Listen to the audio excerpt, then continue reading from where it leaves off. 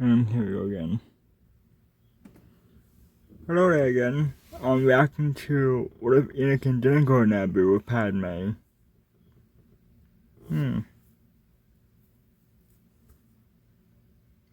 Of course, the one who doesn't. Oh god. But yeah, how did this turn out? He doesn't go to Naboo with Padme. So I guess either he goes with Kenobi or he hangs around with the Chancellor because they're buds. So yeah, because Skywalker likes Kenobi and Palpatine as well. Kenobi as like a brother, and Palpatine is like his father figure. I would say Padme is his wife, but he didn't go with Padme this time. So either I want to say he most likely might stay with Palpatine, or he might go with Kenobi. Cause most of the Jedi, especially Mace, doesn't really like him. The other Jedi like him, just not Mace, despise him. But I might go with Kenobi, I think, I don't know. Or Palpatine. What if Anyway, don't forget to subscribe, like, and share. And let's find out what happens. Anakin did not go to Naboo with Padme in Attack of the Clones? What would happen then? Let's find out. So in this timeline, everything would be the same as in the original timeline until Anakin and Obi-Wan meet with the Jedi Council to discuss their investigation into the attempt on Padme's life. Unlike in the original timeline here, both Obi-Wan and Anakin would be tasked with investigating the attack.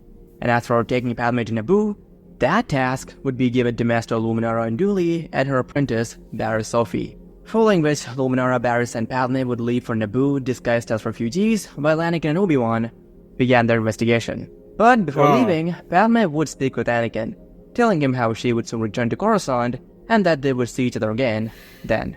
This made Anakin feel hopeful, and he said his farewells to Padme before he and Obi-Wan made their way over to Dexter Jettster's diner, where Dexter directed them both to Kamino. And upon their arrival on the storm-swept ocean world of Kamino, Anakin Skywalker and Obi-Wan Kenobi were met with an almost ethereal greeting by Tanwi, who, with her slender, graceful form, moved through the sleek, sterile corridors of the Kaminoan facility like a specter. The constant patter of rain against the translucent structures gave the environment a surreal, almost dreamlike quality. We had begun to think the Jedi were not coming, Tanvi said, her voice a soft, melodic whisper that somehow echoed over the sounds of the relentless downpour outside. Guided by Tanvi's gentle presence, Anakin and Obi-Wan were soon introduced to Lama Su, the Prime Minister of Kamino. The tall, stately figure of Lama Su presented a stark contrast to the two smaller humans. His pale, elongated features expressionless, yet somehow imbued with the air of regal authority. The Prime Minister wasted no time in unveiling what he believed was the reason for the Jedi's visit: the Grand Army of the Republic. As the two Jedi were led through the vast, immaculate halls lined with rows upon rows of clone troopers in various stages of development, Anakin felt a mix of awe and unease. The clones, with their identical faces and uniform expressions, stared blankly. I'd do anything.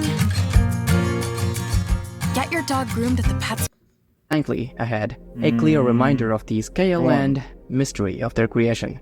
The facility itself, with its endless clean lines and the constant soft hum of advanced technology, felt like a well-designed not for the living, but for the creation of these peculiar echoes of humanity.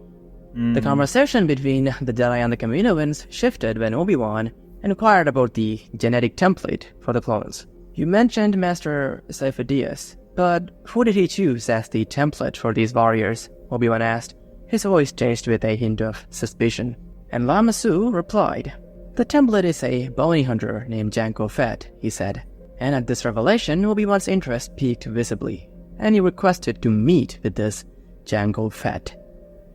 Anakin noticed the subtle change in Obi-Wan's posture as they were led to Jango's quarters by Tanwi. It was a readiness and anticipation of what was to come that tightened his master's shoulders and sharpened his gaze. Obi-Wan caught Anakin's eye and gave him a look that conveyed a clear message: be prepared. It was a look that spoke of potential danger and the need for vigilance, reminding Anakin of the many times his master had guided him through uncertainties with a steady hand. As the door to Jango Fett's quarters slid open, a figure, smaller and unmistakably younger than expected, appeared. Boba. Tanvi, with her calm, turned to the young boy and inquired gently, Boba, is your father here? Boba nodded, his youthful face serious, and then he disappeared aside to fetch Jango.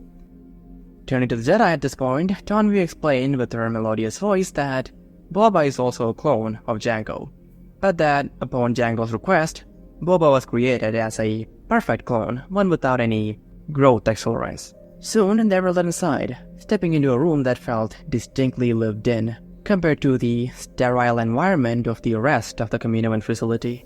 The quarters were compact but organized, with personal items that marked a stark contrast to the clone barracks. Also, a metallic scent of armor polish lingered in the air, as Obi-Wan noted.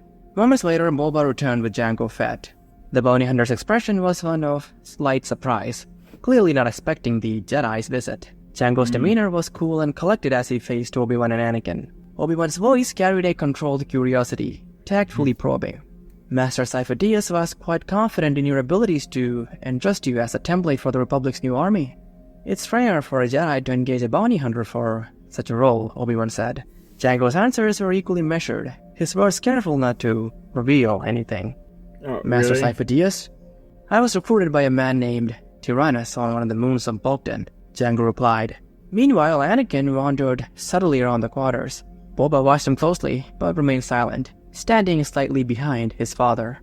And it was then that Anakin heard it, a familiar dialect of Huttese. It came from Jango, who was instructing Boba in Huttese to close the door. And at this point, Anakin began scanning the quarters for an open door. And quickly, Anakin's attention snapped to a half-open door in the quarters. His gaze fixed on the gap, but then the door was slid shut by Boba. But not before he caught a glimpse of something that sparked a memory, the distinct shape of a Mandalorian helmet. The realization was immediate and sharp. This was the armor of the assassin who had fled Coruscant after killing the Claudite that had attempted to assassinate Padme.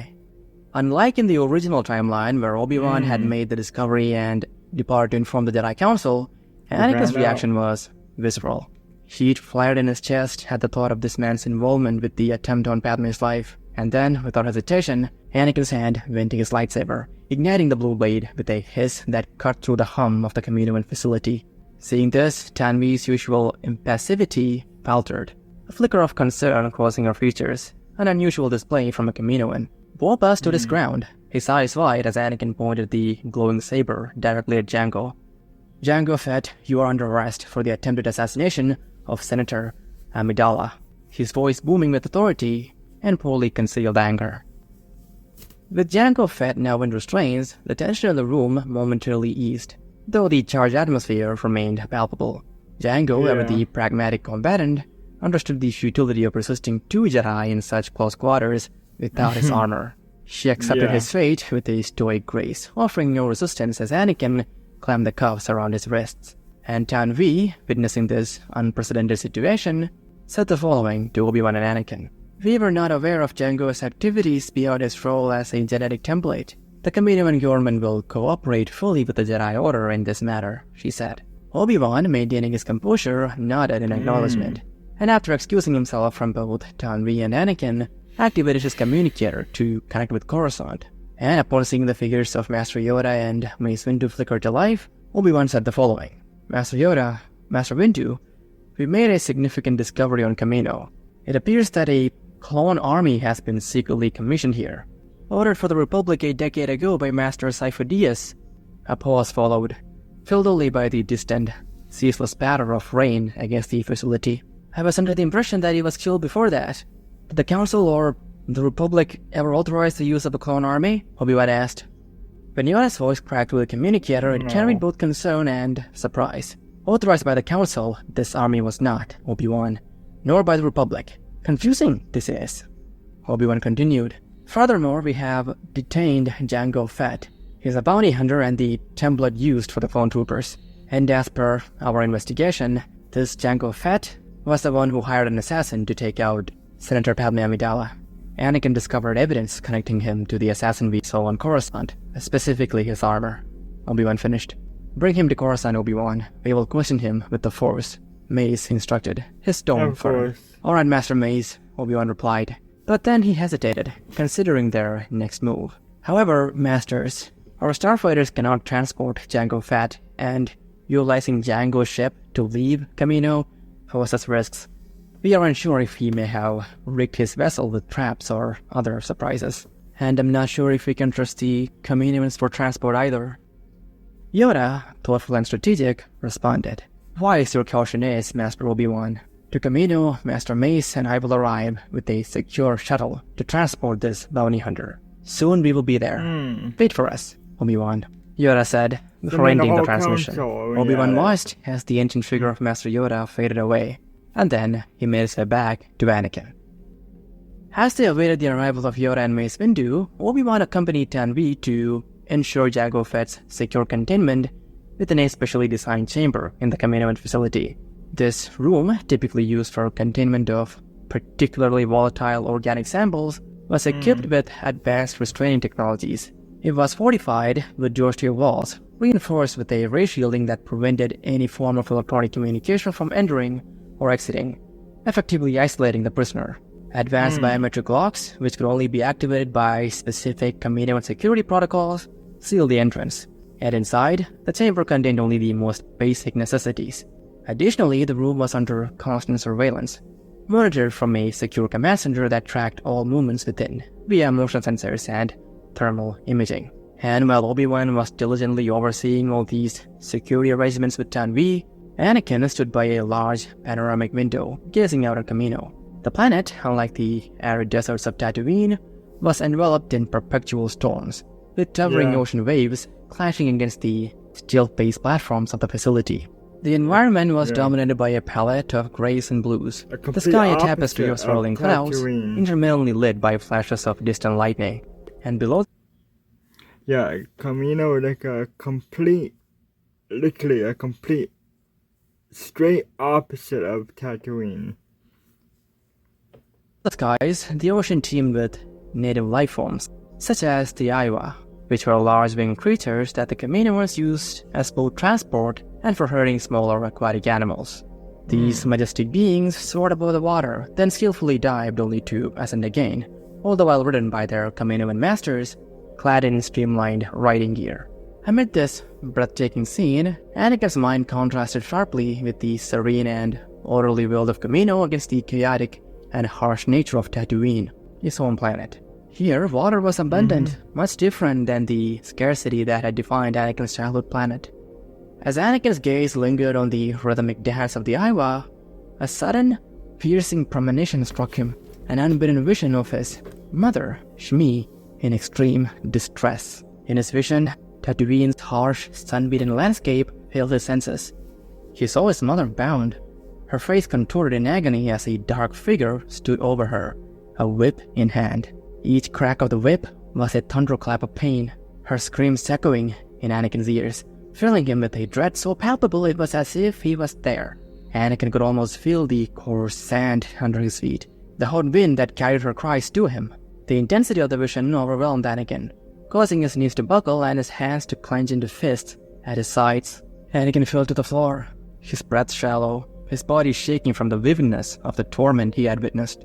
It was only when Obi-Wan, returning from securing Jango, found him collapsed and shaken, that the vision dissipated. Kneeling beside him, Obi-Wan placed a reassuring hand on Anakin's shoulder, his expression marked with concern. As Anakin slowly gathered himself, rising unsteadily to his feet, he returned to the window, drawn once more to the endless expanse of churning seas and violent skies. The storm outside mirrored the turmoil within him. Each flash of lightning seemed to underscore his fear and anxiety. Obi-Wan, standing a respectful distance behind Anakin, watched with growing concern. "Anakin, what is wrong?" Obi-Wan asked again, his voice a calm anger in the tempest of Anakin's emotions. Facing the chaotic dance of the ocean, Anakin's voice was strained but clear. "I had a vision, Obi-Wan. I saw my mother. She was in great pain. She was being tortured by something. These visions, Obi-Wan, they're not just dreams. I believe they are premonitions." His eyes, haunted by the vividness of his vision, scanned the horizon as if seeking answers in the churning waters. I must go to Tatooine, Master. I fear if I do not, she'll be tortured to death by whatever is harming her. I cannot let that happen, Obi-Wan. I must go, Anakin said. The gravity of Anakin's declaration weighed heavily in the air, and Obi-Wan, understanding the depth of Anakin's pain and the conviction behind his words, knew that denying him would not be possible. So side note, in the original timeline, Anakin had never told Obi-Wan exactly what he was seeing in his dreams. All he told Obi-Wan was that he's been having dreams about his mother, and that that's been bothering him. Anakin had never told Obi-Wan that he saw his mother in pain. This is evidenced in the book Wild Space by Karen Miller, which goes over some of the events immediately after Attack of the Clones. And in that book, Obi-Wan does tell Anakin that had he known that Anakin saw Shmi in pain, in distress, that he would have helped Anakin, but that Anakin never told Obi-Wan. So coming back to the story, Obi-Wan stepped closer, placing a hand on Anakin's shoulder, a gesture of support and solidarity. Then we will go, Anakin. We will find a way to help your mother, he reassured him. At that moment, the pervasive sounds of Kamino were pierced by the distinct hum of a Jedi shuttle approaching. Both Jedi turned towards the large window that was in front of them, their figures etched as silhouettes against the glass, watching as the shuttle descended through the thick clouds of Kamino. As it landed gracefully on the nearby platform, its shape became clearer, its elegant but functional design emblematic of the Jedi's approach to their duties, combining aesthetics with purpose. Anakin and Obi-Wan watched in silence, the sight a temporary distraction from the pressing concerns that burdened them. The window framed them perfectly, the howling wind outside juxtaposed with the calm determination inside. Anakin's gaze was fixed on the Jedi shuttle, but his mind was undoubtedly on Tatooine, visualizing the arid deserts and his mother who needed his help. As Yoda's shuttle landed on the rain-soaked platforms of Kamino, the mood was one of urgency and tension. The Jedi Master, along with several other Jedi, including Mace Windu, quickly took control of the situation. Jango Fett, now in restraints, was escorted. Also, wouldn't this Yoda and Windu, they're a couple of Jedi, okay? But I doubt it was the Jedi, I doubt the Council, but still. I thought the Jedi Council, Windu. Or only like a couple of Jedi, but yeah. Only Yoda and Windu, but no. It was Windu, Yoda, and a couple more Jedi. To the shuttle, accompanied by his son, Boba Fett, who, as per Tanvi, often traveled with his father. So they decided to take the young clone with them as well. The Kaminoans, with their typical impassivity, observed the proceedings, their features betraying no emotion but their eyes following every movement. As Jango and Boba were secured in the shuttle, Yoda found a moment to confer with Obi-Wan. Obi-Wan's brow furrowed with concern as he approached Yoda. Master Yoda, Obi-Wan began, what does all this mean? An unknown clone army ordered by a Jedi Master who's been dead for 10 years? And the Jedi template for this clone army is a Mandalorian bounty hunter who tried to assassinate a senator? It's all bewildering. What exactly is happening? Obi-Wan asked. Yoda's eyes, deep and thoughtful, met Obi-Wan's. Troubling it is, Obi-Wan. But after Jango we have. More we will find out soon. And on Kamino I will stay for a short while to question the Prime Minister further.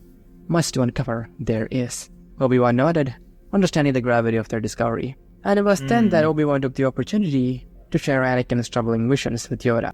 Master, there is another matter. Anakin has been troubled by visions of his mother's suffering on Tatooine.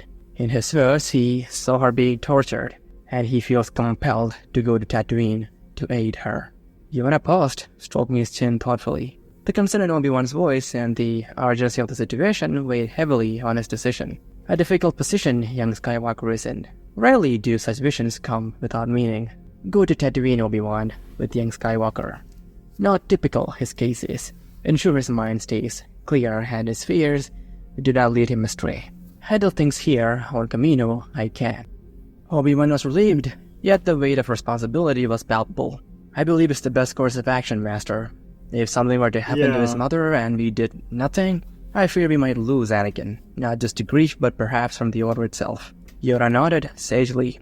Right you are, Obi-Wan. And also, quiet you must remain, Obi-Wan, about the discoveries here on Kamino. Since I do that, hidden forces are at play. Wait And what? We must. Obi-Wan bowed, a gesture of respect and acknowledgement before turning to leave. His mind now focused on preparing Anakin for their imminent departure to Tatooine, knowing the challenges that might await them there. And soon after, as Anakin and Obi-Wan prepared their starfighters for the journey to Tatooine, Yoda watched from the platform, his age-old face carved with lines of concern and contemplation. As their engines roared to life, cutting through the persistent drumming of rain on Camino, Yoda's thoughts lingered on the pair until they were mere specks disappearing into the horizon. And then, turning away, Yoda's thoughts shifted back to the immediate crisis unfolding on Camino. With each step back to the facility, his mind processed the complexities of the revelations about the clone army. Inside the sterile, echoing corridors of the Camino cloning facility, Yoda was led to the office of Lama Su by Tanvi. The office was a brightly lit room with panoramic views of the dark, roiling sea outside. The walls of the office were adorned with holographic displays of genetic data and star maps, showcasing the scientific prowess of the Caminoans. And inside this office, Lama Su, standing tall and impassive, awaited Yoda's questions with a demeanor of calm cooperation. Master Yoda, we were as surprised as you to learn of the complications involving the army, Lama Su began. Who placed the order for this army? Yoda inquired, his voice steady yet imbued with the force of his authority. Like I told Master Obi-Wan, it was Jedi Master Sifo Dyas. He approached us with the commission over 10 years ago. We were unaware of his demise. He had already provided the necessary funds and general specifications for the clones, Lama Su said. So side note, Sifo Dyas did, in the original timeline, pay for the clone army, not using funds from the Jedi, but funds loaned from Damask Holdings. And Damask Holdings, in case you don't know, is basically a corporation of sorts, which was controlled by Hugo Damask or Darth Plagueis. So it was essentially Darth Plagueis who nudged Master Sifo Dyas to order the clone army. There's a lot more to say about that, but basically that's what happened. Because of Plagueis' help, Sifo Dyas was able to pay for the army. And now coming back to the story, Yoda nodded, slowly absorbing the information. And this Tyrannus, Yoda continued, Jango Fett mentioned he did to Obi-Wan the name Tyrannus, as the one who recruited him for this. Know of this, do you? Yes, Master Yoda. After Master Sifo Dyas' initial contact, it was a Jedi named Tyrannus who oversaw the continuation of the project in his stead. A Jedi, this Tyrannus is not, Yoda stated flatly. What involvement did Tyrannus have with the phones? Yoda asked. At this, Tanvi, who had joined them, answered. Tyrannus did not partake in the cloning process directly. He provided Jango Fett as the template. His only other contribution was a behavioral modification chip, not of our making. Tyrannus was of the opinion that this chip would make the clones more obedient, and believing that he was a Jedi, we complied with this request, and all clones had this chip placed into their heads during their embryonic stage of development. Yoda's ears perked up at this revelation, his concern deepening. A grave implication this is, Yoda murmured, more to himself than to his host.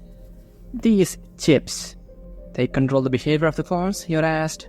They ensure that the clones stay obedient to their commanders, Master Yoda. The chips, according to Tyrannus, would make sure that the clones could not disobey a direct order. At this point, Yoda again started thinking, and then he said the following. To manipulate the will of the clones, these chips are intended for. As the meeting continued, Yoda's senses were attuned not only to the words being spoken, but also the undercurrents of truth and deception weaving through the room.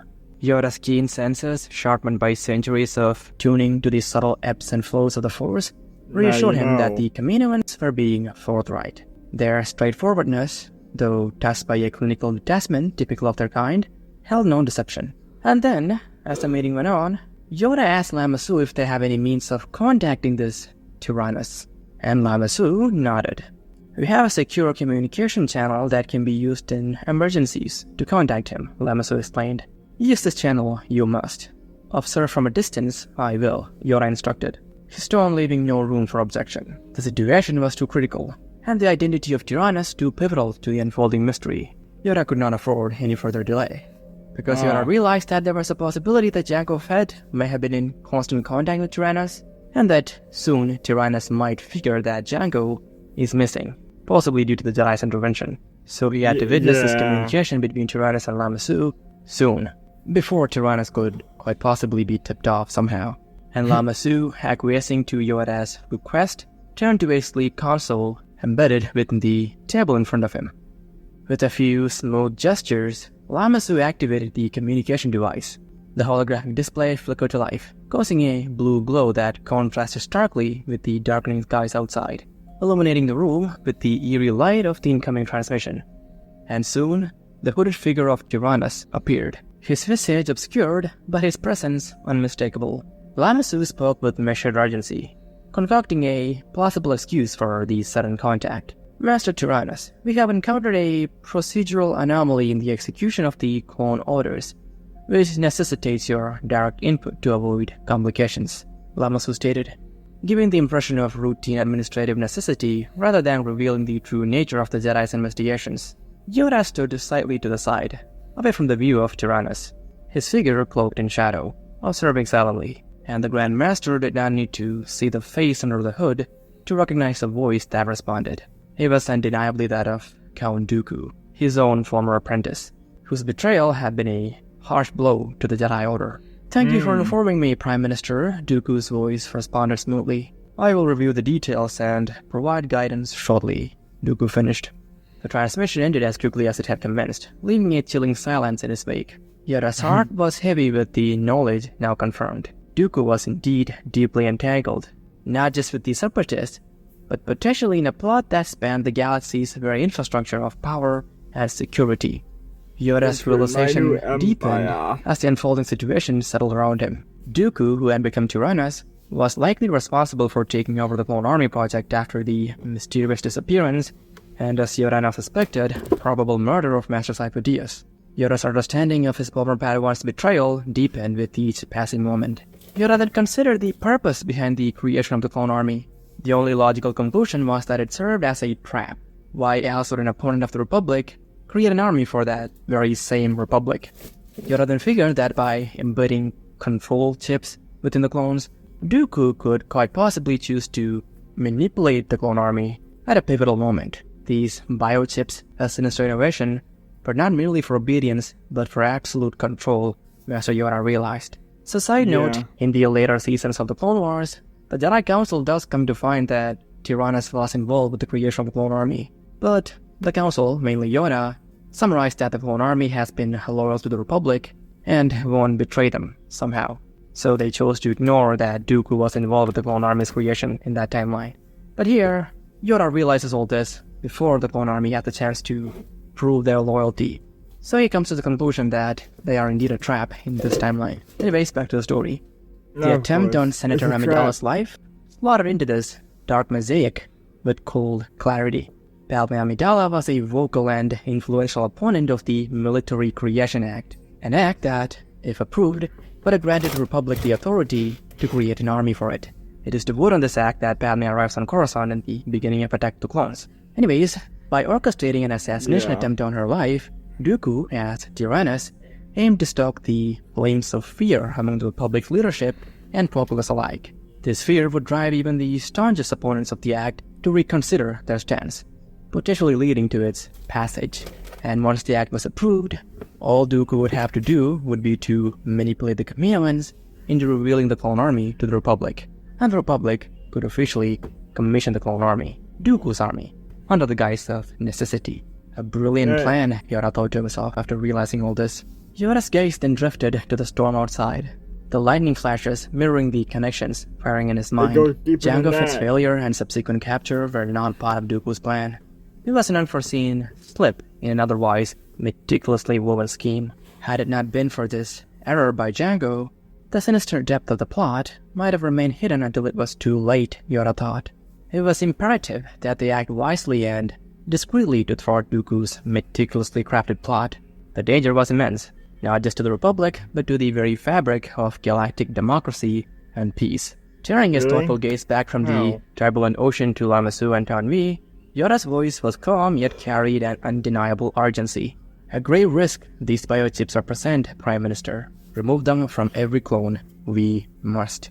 And aware of this removal, Tyrannus must not be. We have the element of surprise on our side. Lose that, we should not. Bigger than even this, the full scope of Dooku's plans might be. Lamasu's expression, typically unreadable, flickered with a trace of surprise, quickly masked by his customary poise.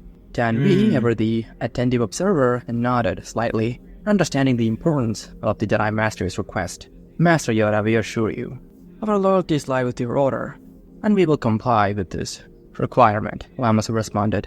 The removal will be a delicate task, but one that we can handle. It will be done discreetly, and no information will be divulged to Tyrannus or any other party.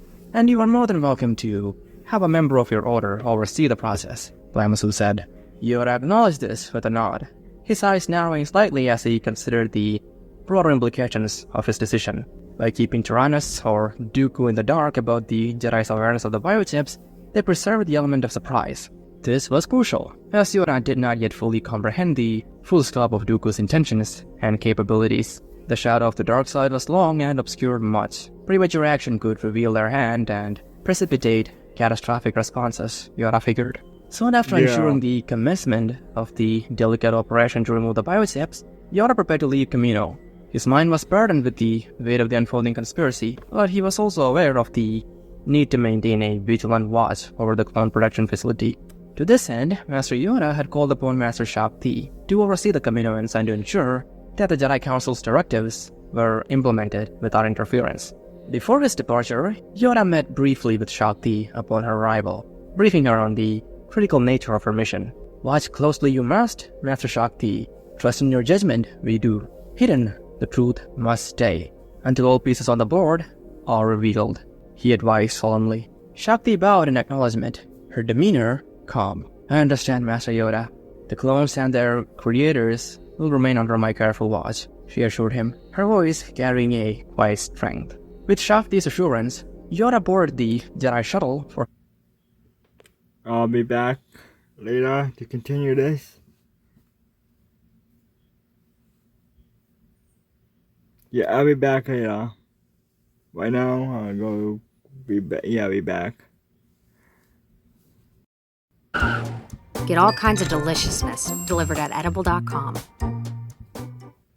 Yoda boarded the Jedi shuttle for his return trip to Coruscant. As the shuttle ascended, breaking through Kamino's thick clouds into the starry expanse above, Yoda settled into a contemplative silence. His thoughts returned to Anakin and Obi-Wan, hoping that their mission to Tatooine would not only be successful but also safe. As the ship was about to enter hyperspace, Yoda looked out the viewport. The stars stretched into lines as the cruiser engaged its hyperdrive, which allowed the spacecraft to traverse the vast distances of space at speeds greatly surpassing the speed of light. This process of hyperspace travel involved the manipulation of hyperdrive motivators that created a dimensional tunnel through the hyperdrive field, propelling the ship into an alternate dimension where the universal laws of physics differed significantly.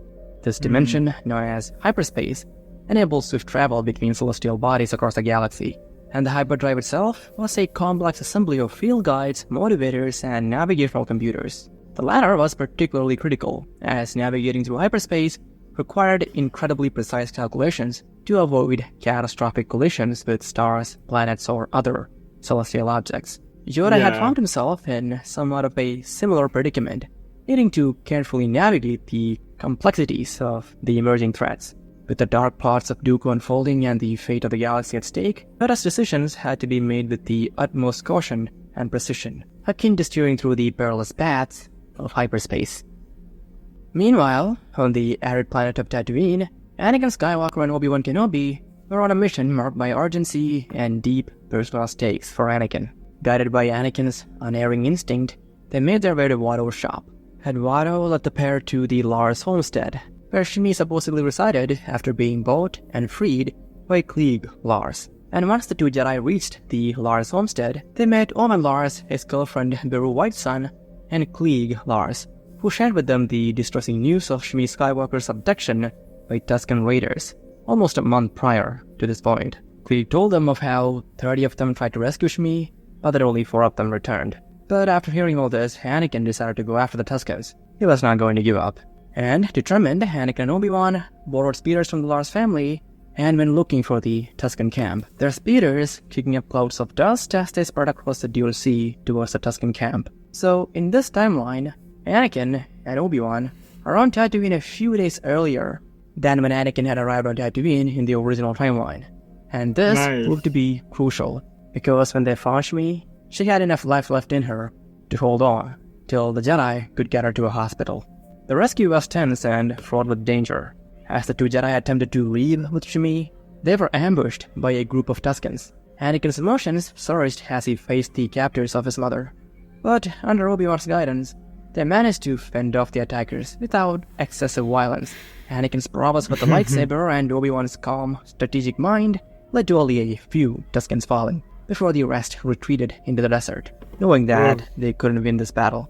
And after that, they transported Shmi to a hospital in Mos Espa, and after a few days of intensive care, Shmi's condition stabilized, and she was strong enough for a conversation. Anakin sat at her bedside, his emotions a mix of relief and joy. The conversation was long and filled with emotion, covering the years of their separation. Eventually, Anakin said that he is considering leaving the Jedi to stay on Tatooine with Shmi. Shmi, with the wisdom of one who had endured much, spoke to Anakin not just as her son, but as a Jedi. "Anakin, my future is here. The yours is among the stars," she implored. "Go. Do what you must for the galaxy. Be the good man I know you are." Her words, filled with love and sacrifice, struck a deep chord with Anakin. And so, reluctantly taking her advice, Anakin, along with his master, prepared to leave Tatooine. They said their farewells to the Lars family and Shmi, who was recovering well, and the Lars family expressed their gratitude for the Jedi's intervention. And with heavy hearts but a sense of closure, Anakin and Obi-Wan departed Tatooine. As they left, You the don't barren know expanses of Skywalker, Tatooine Kenobi. were a harsh reminder of the trials they had faced. The planet, with its unforgiving climate and ever-present dust in the air, was a Yeah. stark contrast to the vibrant life of Coruscant. Yet, it was a place that had shaped Anakin, a constant reminder of where he had come from and the resilience required to survive and thrive. In the days, weeks, and years that followed the revelations on Kamino and Shmi's survival, a cautious yet decisive Yoda chose to keep the nature of what he had learned confined to the Jedi Council. His very death stemmed from the harrowing incident shortly after Jango and his son were brought to Coruscant for questioning. Both were mysteriously murdered, a clear indication that powerful, covert forces were at play, possibly with spies embedded within the Republic's ranks. So this made Yoda more wary than he already was, and because of that, to Chancellor Palpatine and other Republic officials, Yoda disclosed only that Jango Fett, the assassin linked to the attempt on Senator Amidala's life, was captured on Kamino, and that a clone army had been unexpectedly discovered there. The more sinister details involving Tyrannus and the inhibitor chips, however, remained shrouded in secrecy, discussed only in hushed talks within the secure confines of the Jedi Council chambers. The precarious situation necessitated a delicate balance of openness and discretion. Yoda's guarded approach was driven by the dual need to protect the Republic and to prevent Dooku from realizing that the Jedi were slowly unraveling his elaborate schemes. Meanwhile, on Palpatine. Geonosis, since Obi-Wan Kenobi never arrived to uncover the droid army as in the original timeline, Count Dooku and Darth Sidious were compelled to orchestrate another event to escalate their plans. They chose aggression as they reveal. Dooku unleashed the droid army upon a defenseless Republic fold, a brutal demonstration of power meant to instill fear and chaos throughout the galaxy. The attack galvanized the Senate, where panic and a desperate clamor for security dominated the discourse. On Naboo, Padme Amidala, still under the protection of Master Luminara, remained distant from galactic politics, and this absence allowed Chancellor Palpatine to manipulate Jar Jar Binks to make him propose before the Senate to grant Palpatine emergency powers, so that Palpatine may approve the Military Creation Act and they could utilize the clone army, just like in the original timeline. And because of the atmosphere of fear that existed, in this timeline as well, the plan works and Palpatine is given emergency powers, shortly after which he approves the use of the clone army. Thus began the Clone Wars, under circumstances altered by the absence of the inhibitor chips within the clones. This critical difference, unbeknownst to most, shaped the nature of the conflict in subtle but profound ways. Without the chips, the clones retained more autonomy and moral discretion. As the Clone Wars escalated, despite the absence of the inhibitor chips, the conflicts unfolded in a manner closely mirroring the original timeline, albeit with nuanced differences. The loyalty of the clones in this timeline were based on their experiences and relationships with their Jedi commanders rather than programmed obedience, fostering a stronger, more personal bond between the Jedi and their troops. Anakin Skywalker, with both his arms intact in this timeline, emerged as a formidable force in the galaxy, quickly gaining fame throughout the galaxy and being known as the hero of the Clone Wars. During this tumultuous period, Anakin's relationship with Padme Amidala began to evolve from mutual respect and camaraderie into a deeper, more closer connection. The lack of immediate romantic entanglement allowed their relationship to mature over time, grounded in shared experiences and growing trust. Ahsoka Tano, Anakin's apprentice, played a pivotal role in the wars. Her journey mirrored the original timeline, up to the point of the bombing incident at the Jedi Temple. Feeling disillusioned by the Jedi Council's suspicion towards her, she chose to leave the Order. This departure was a significant blow to Anakin, who saw Ahsoka not just as a pupil, but as a younger sibling. Her leaving made Anakin a bit resentment towards the Jedi Order, but in this timeline, with his mother still being alive and being in constant contact with him, Anakin's pain was less. And then, as time went on, the pivotal moments leading up to the events of Revenge of the Sith began to align, with Ahsoka Tano engaging in a fierce battle on Mandalore, attempting to capture the renegade Sith Maul. Meanwhile, Count Dooku's fate was sealed, just as in the original timeline. During their skirmish on the Invisible Hand, Anakin, driven by a mix of strategic necessity and personal vengeance, ended Dooku's life.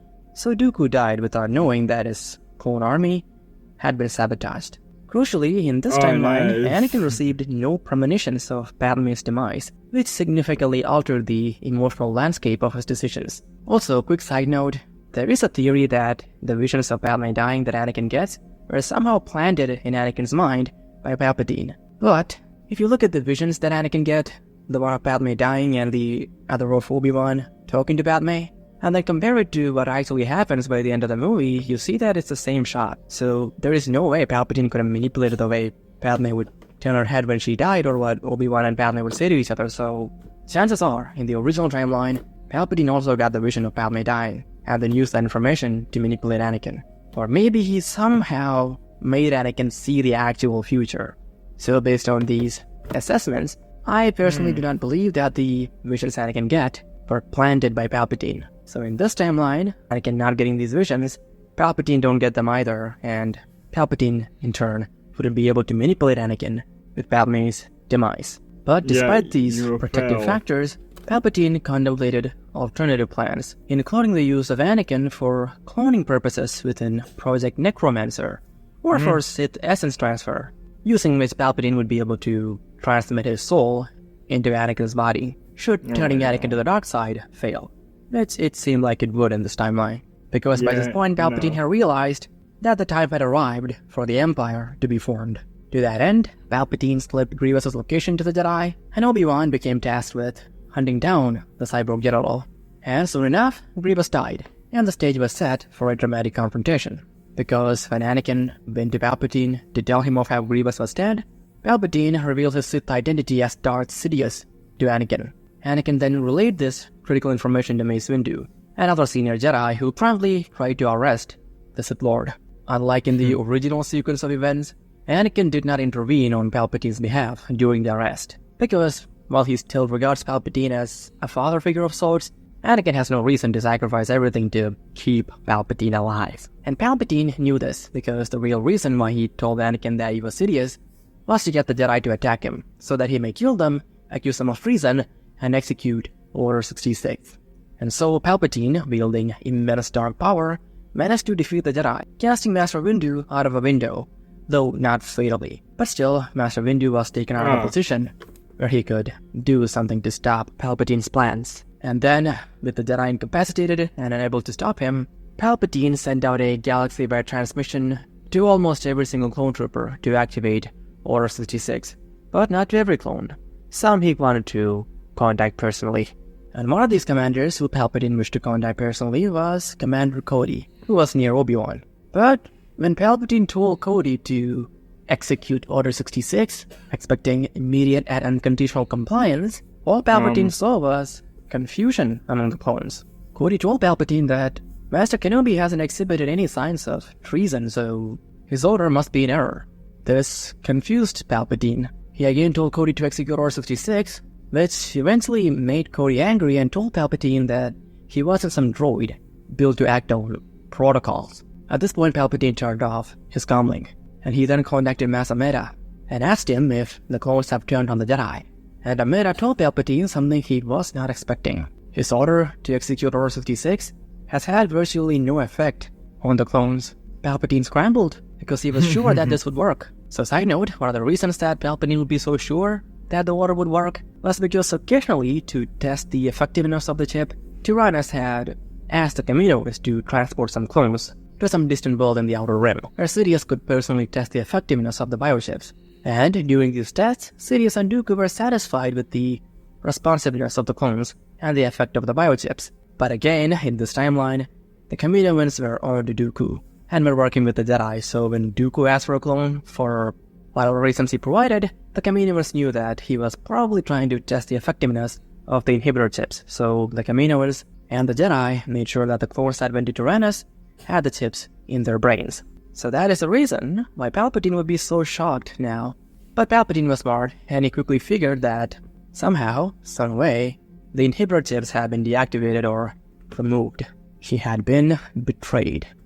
So in the following moments, almost every Jedi in the galaxy became aware of the plot to turn the clones against them. This is because the clones, most of them, told their commanders that Order 66 had been issued, and that the order meant that the clones had to essentially turn on their Jedi commanders. So even without the chips, the clones would still be aware of this order. Which, side note, was the way it was before the Clone Wars introduced the concept of the inhibitor chips. The clones always knew what the orders were, all 150 of them. Yeah. But here, the chips don't enforce that, so the clones don't obey it. At least 99% of them.